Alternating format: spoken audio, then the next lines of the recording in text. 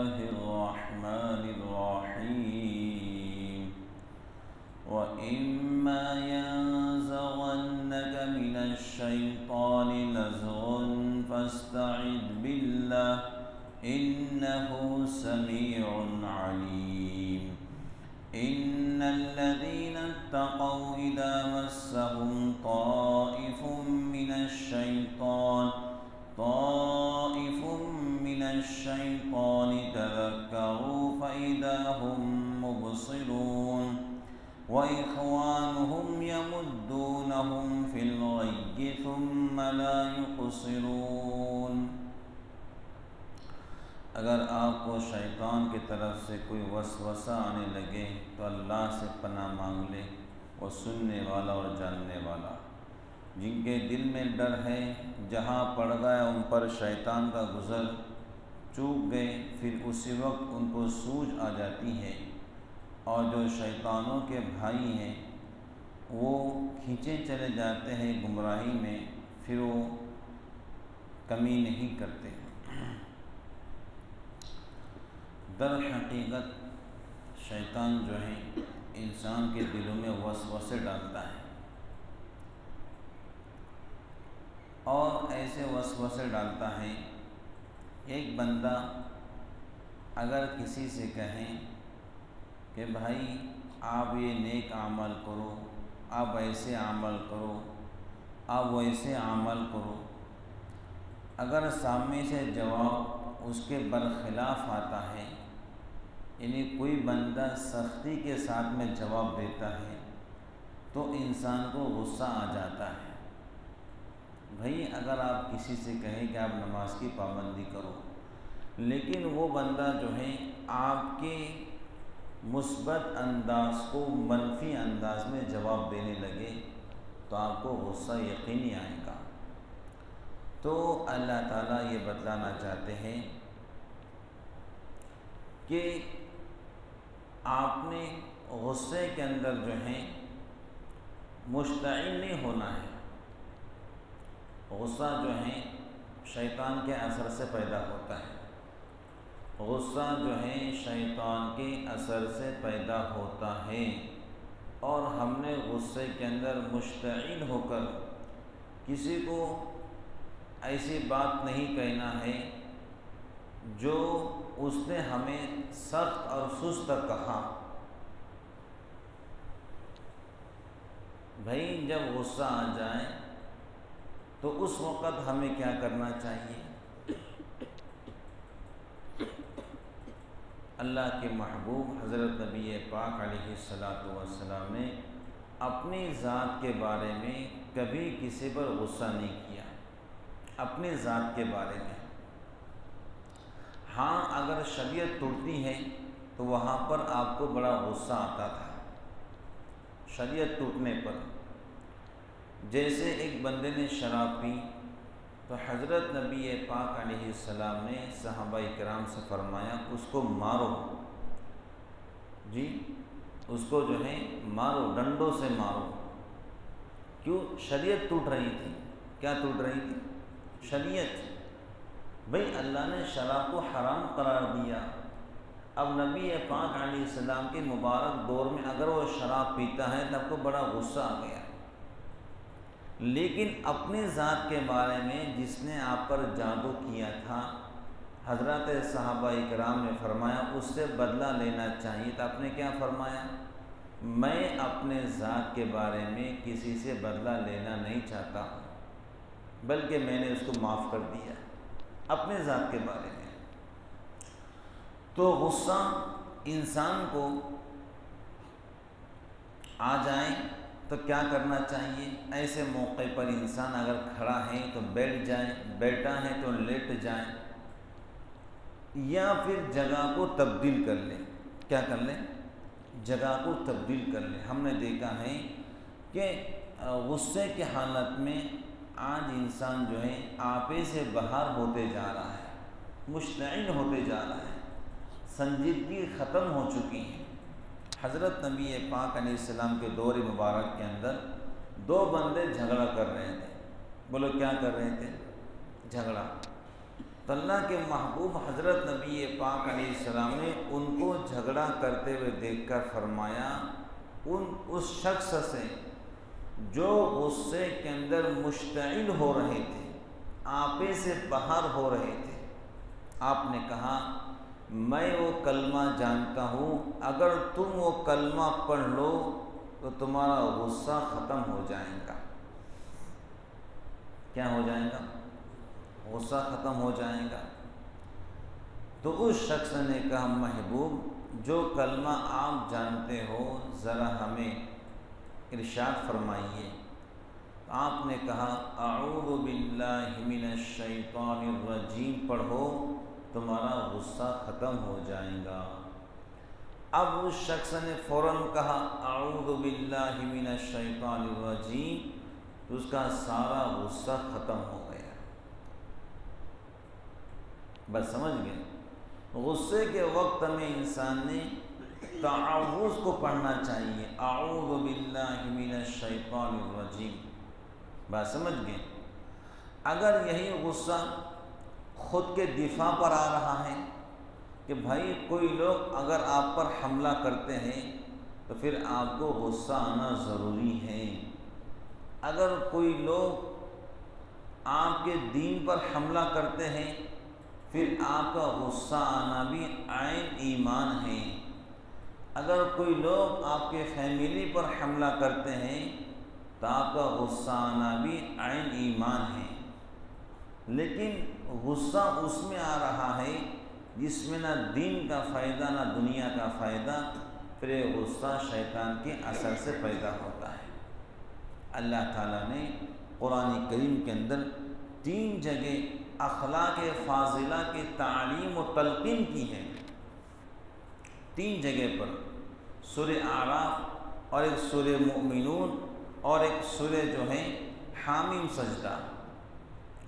ان 3 جگہوں پر اللہ تعالیٰ نے اخلاق فاضلہ کی تعلیم و تلقین کی ہے۔ ان تینوں جگہ پر اللہ تعالیٰ نے آخر میں یہ بات ارشاد فرمائی کہ تم شیطان سے پناہ مانگو، تم اللہ کی مدد میں آ جاؤ، شیطان سے پناہ مانگو۔ بات سمجھ گئے؟ کیوں انسان اگر بات بات پر غصہ کرتا رہے گا تو ظاہری سی بات ہے اس کی شخصیت کمزور ہو جائے گی۔ بولو کیا ہو جائیں گی؟ بار بار غصہ کرنے والے کی شخصیت کمزور ہو جاتی ہے، لوگوں کے اندر اس کی اہمیت ختم ہو جاتی ہے۔ کتنے ایسے لوگ ہیں جن کے غصوں کے طرف سے، اور کتنی ایسی خواتین ہیں جن کے غصوں کے طرف سے ان کی زندگیاں تباہ ہو گئی، ان کی زندگیاں برباد ہو گئی۔ اچھے بھلے کھلتے کھلتے گھر غصوں کے طرف سے ویران اور قبرستان بن گئے۔ یہ تو ساری باتیں آئے دن آپ کے سامنے آتے رہتی ہیں۔ کسی نے غصے کے حالت میں طلاق دے دی جی، اب جب غصہ ختم ہوا پھر علماء کو پریشان کرتے ہیں، کچھ حل نکالو، 3 طلاق غصے میں دے دی۔ بعض تو ایسے بھی ہوتے ہیں جو 3 طلاق دینے کے بعد بھی غصہ ختم ہو جاتا ہے، تب بھی بیوی کو اپنے ساتھ میں رکھتے ہیں، حالانکہ اب وہ اس کے لیے بیوی نہیں، اس کے لیے غیر محرم بن چکی ہے۔ بھئی 3 طلاق آپ نے دے دیے، وہ آپ کے نکاح سے نکل گئی۔ حضرت نبی پاک علیہ السلام نے فرمایا تھا قرب قیامت سے پہلے لوگ اپنی بیوی سے زنا کریں گے، قرب قیامت سے پہلے لوگ اپنی بیوی سے زنا کریں گے۔ تو یہ وہی حدیث پاک ہے کہ 3 طلاق دی گئی تب بھی بیوی کو اپنے ساتھ میں رکھا، وہ تو آپ اس کے لیے غیر محرم بن چکی ہیں، اس سے ملاقات کرنا بھی حرام ہو چکا ہے۔ بھئی 3 طلاق دی دی، باتیں ختم ہو گئی۔ اب وہ عدت گزار کر کسی اور سے نکاح کریں گی، پھر وہ اگر طلاق دے گا پھر عدت گزار کر آپ سے دوبارہ نکاح ہو سکتا ہے۔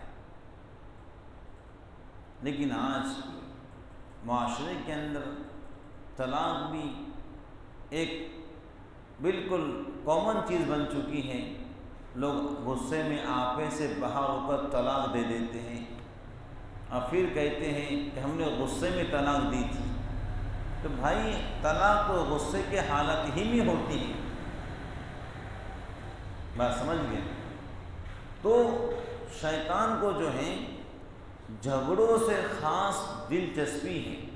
جھگڑوں سے سورہ حامیم سجدہ کی آیت کی روشنی کے اندر شیطان کو جو ہے جھگڑوں سے خاص دلچسپی ہے. اس کو سب سے بڑا مزہ تو اس وقت آتا ہے جب وہ میاں بیوی کو لڑاتا ہے. شیطان کو سب سے زیادہ نمبر اس وقت ملتے ہیں جب وہ میاں بیوی میں جھگڑے لگا کر میاں بیوی کو الگ الگ کرنے کی کوشش کرتا ہے. بات سمجھ گئے؟ کتابوں میں لکھا ہے کہ شیطان کا تخت سمندر کے اوپر ہے. شیطان کا تخت بولو کہاں پر ہے؟ سمندر کے اوپر ہے. اب دن بھر جو شیاطین کام کرتے ہیں وہ اپنے سردار ابلیس کو اپنی کارگزاری سناتے ہیں. دن بھر ہم نے کیا کیا. اب شیطان ان کے کارگزاری سنتا ہے. سنا تم نے کیا کیا، تم نے کیا کیا. ایک کہتا ہے میں نے جو ہے اچھے بھلے انسان کو شرابی بنا دیا. ایک کہتا ہے کہ میں نے فلاں انسان کو زنا کے اندر مبتلا کر دیا. ایک کہتا ہے کہ میں نے سود کے اندر مبتلا کر دیا. تو ابلیس سنتا ہے ٹھیک ہے بیٹھ جاؤ بیٹھ جاؤ، آپ تم سناؤ کیا حال ہے کیا حال ہے. تو لوگ مختلف شیاطین اپنی کارگزاریاں سناتے ہیں. بات سمجھ گئے؟ کوئی کہتا ہے کہ ہم نے بیٹے کو باپ کا نافرمان بنا دیا. وہ سب کے کارگزاریاں سنتا ہے. تو ایک بالکل کنارے پر ایک معذور شیطان بیٹھا ہوتا ہے، لنگڑا شیطان. کیسا؟ اب وہ سنتا ہے کہ کسی نے شراب کا عادی بنوا دیا، کسی نے جوے کا عادی بنوا دیا، کسی نے سود کے رستے پہ لگا دیا، اور کسی نے بیٹے کو باپ کا نافرمان بنا دیا. ان سب نے سارے بڑے بڑے کام کیے، میں نے تو بہت چھوٹا کام کیا. تو شاید مجھے شاباشی بھی نہیں ملیں گی. تو وہ ابلیس جو شیاطین کا سردار ہے اس سے پوچھتا ہے تو نے کیا کیا؟ لنگڑا شیطان کہتا ہے ہمارے سردار میں نے ایک چھوٹا کام کیا، وہ یہ کام ہے کہ میں نے میاں بیوی میں جھگڑا لگا دیا. اب ابلیس اتنے سارے شیاطین کے بات سن کر شاباشی کسی کو نہیں دیتا، بلکہ کتابوں میں لکھا ہے کہ اس لنگڑے شیطان کو قریب بلا کر اپنے سینے سے لگا کر کہتا ہے کہ تو میرا اصل کام کر رہا ہے. میاں بیوی کا جھگڑا دو افراد کا نہیں ہے، یہ دو خاندان کا جھگڑا ہے. کتنے خاندان کا بولو؟ ارے بھائی ایک ریئل بات ہے. جب کسی کی بیٹی اس کے گھر آتی ہے تو باپ بھی مشتعل ہو جاتا ہے، داماد بھی مشتعل ہو جاتا ہے. پھر بات باپ تک پہنچتی ہے، پھر داماد، پھر سالے صاحب، پتہ نہیں کیا کیا نہیں ہو رہا ہے معاشرے کے اندر. یہ ساری باتیں آپ خود بھی جانتے ہیں. اللہ تعالیٰ محفوظ فرمائے. تو ہم نے جو ہے بالخصوص اس ٹاپک پر اپنے اپنے گھروں پر بات کرنا چاہیے کہ بھائی میں بھی انسان ہوں اور آپ بھی، غلطی مجھ سے بھی ہو سکتی ہے، غلطی آپ سے بھی ہو سکتی ہے. جب میں بولنا شروع کروں خدا کے لیے آپ چپ رہا کرو. جب آپ بولنا شروع کریں گے تو میں چپ رہا کروں گا تو انشاءاللہ جھگڑا بڑھے گا نہیں. بھائی برداشت تو کرنا پڑے گا. جس گھر میں برداشت کرنے کا مادہ ہو، تحمل مزاجی کا مادہ ہو، تو انشاءاللہ الرحمن وہ گھر کبھی برباد نہیں ہوتا ہے۔ اور جس گھر کے اندر اور جس جوان کے اندر، جس لڑکی کے اندر برداشت کا مادہ نہ ہو، وہ گھر کبھی آباد نہیں ہوتا ہے۔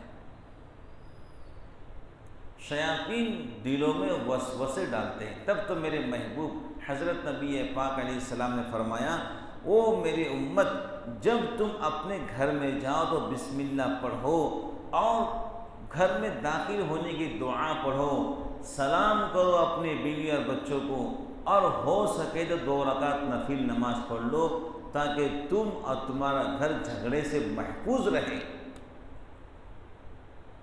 بسم اللہ سلام کی دعا سے، 2 رکعت نفل کی دعا سے جو شیاطین کا اثر ہے وہ سارا ختم ہو جائے گا۔ یہاں تک کہ حدیث پاک میں آتا ہے، جب تم گھر سے نکلنے لگو تو 2 رکعت نفل پڑھ کے نکلو تاکہ تم باہر کے شر سے محفوظ رہ سکو، اور گھر میں جاؤ تو 2 رکعت نفل پڑھو تاکہ تم گھر کے جھگڑوں سے محفوظ رہ سکو۔ بھائی شیاطین ہر انسان کے پیچھے لگے ہوئے ہیں، بولو ہیں کہ نہیں ہے؟ بلکہ ہمارے علماء فرماتے ہیں، جب تم گھر کے دروازے پر جاؤ تو آیت الکرسی بھی پڑھ لیا کرو، جب گھر سے باہر نکلو تب بھی آیت الکرسی پڑھ لیا کرو، اللہ تعالیٰ آپ کو شیاطین کے ٹولوں سے محفوظ فرمائے گا۔ تو شیطان کو جھگڑوں سے بہت زیادہ دلچسپی، بہت اس کو مزہ آتا ہے جب میاں بیوی کی آوازیں اونچے ہونے لگتی ہیں۔ یقین کرو ہم نے کچھ ایسے گھر دیکھے ہیں جو بالکل نارمل باتوں کے طرف سے، جھگڑوں اور فتنوں کے طرف سے، غصے میں آپے سے باہر کے طرف سے ان کی زندگیاں ویران اور تباہ ہو گئی۔ میں تو کہتا ہوں کہ ہر باپ نے اپنے بچے کو نصیحت کرنا، سمجھانا شادی سے پہلے کہ نکاح کسے کہتے ہیں، میاں کسے کہتے ہیں، ساس اور سسر کسے کہتے ہیں، ایک بہترین تعلیم کا نظام ہر گھر کے اندر ہونا چاہیے، اور لڑکے کو سمجھنا چاہیے بیوی کسے کہتے ہیں، بیوی کے ماں باپ کسے کہتے ہیں، اس کے حقوق کیا ہیں، ادھر ماں کے حقوق کیا ہیں، یہ ساری باتیں ہر جوان بچہ اور بچی کو معلوم ہونا چاہیے شادی سے پہلے۔ بولو کب ہونا چاہیے؟ بالکل ناواقف حالات کے اندر لوگ نکاح کرتے ہیں اور آئے دن جھگڑوں کے نظر ان کی زندگی گزر رہی ہے۔ بات سمجھ گئے؟ اگر ہم کسی کو اچھی بات کہتے ہیں، وہ ہماری اچھی بات کی طرف سے جہالت پہ اتر آتا ہے، تو ہم نے جاہل نہیں بننا پھر۔ ارے بات سمجھ رہے ہیں؟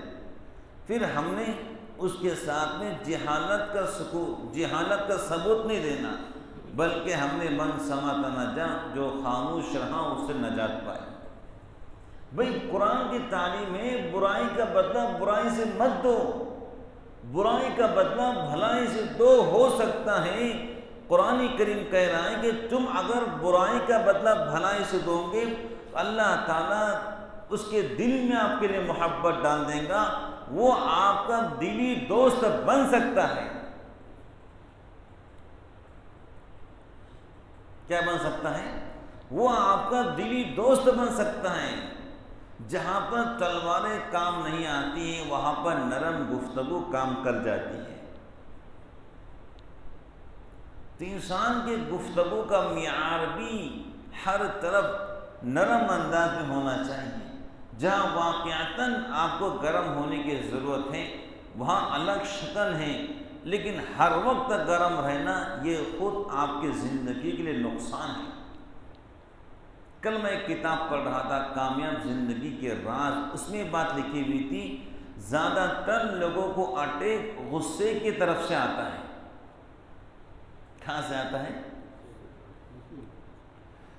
اس میں ایک عجیب بات لکھی ہے، جب تم کسی سے بدلہ لے سکتے ہو تو تمہارا خون اوپر چڑھتا ہے یہاں تک کہ تمہارا چہرہ سرخ یعنی لال ہو جاتا ہے۔ بدلہ لے سکتے ہو، جب تم کس سے بدلہ نہیں لے سکتے تو تمہارا خون جو ہے تمہارے دل میں جمع ہوتا ہے. کہاں جمع ہوتا ہے؟ پھر یہی دل میں جمع ہوا خون تمہارے لیے اٹیک کا سبب بنتا ہے. کیا کا ہارٹ آ گیا، یہی جمع ہوا خون دل کے اندر ہارٹ کا سبب بنتا ہے. اللہ تعالیٰ محفوظ فرمائے. اس میں اتنی باتیں لکھی ہوئی غصے کے نقصانات کہ جسم کا پورا سسٹم غصے سے متغیر اور تبدیل ہو جاتا ہے. پوری باڈی لینگویج. اللہ تعالی ہم سب کو محفوظ فرمائے. حضرت نبی پاک علیہ السلام نے فرمایا غصہ شیطان کے اثر سے پیدا ہوتا ہے اور شیطان کو اللہ تعالیٰ نے آگ سے پیدا کیا ہے. غصہ آگ کا شعلہ ہے. کیا ہے بولو؟ آگ کا شعلہ. وہ تمہارے خون میں شیطان دوڑتا ہے، غصے کو پیدا کرتا ہے. حدیث کے الفاظ ہیں شیطان تمہارے خون میں دوڑتا ہے اور تمہارے خون کو گرم کرتا ہے جس سے تمہیں غصہ پیدا ہوتا ہے. اب تم نے کیا کرنا چاہیے؟ کہو اعوذ باللہ من الشیطان الرجیم یا پھر درود شریف پڑھو. جو درود شریف آپ کو یاد ہو پڑھو. بات سمجھ گئے؟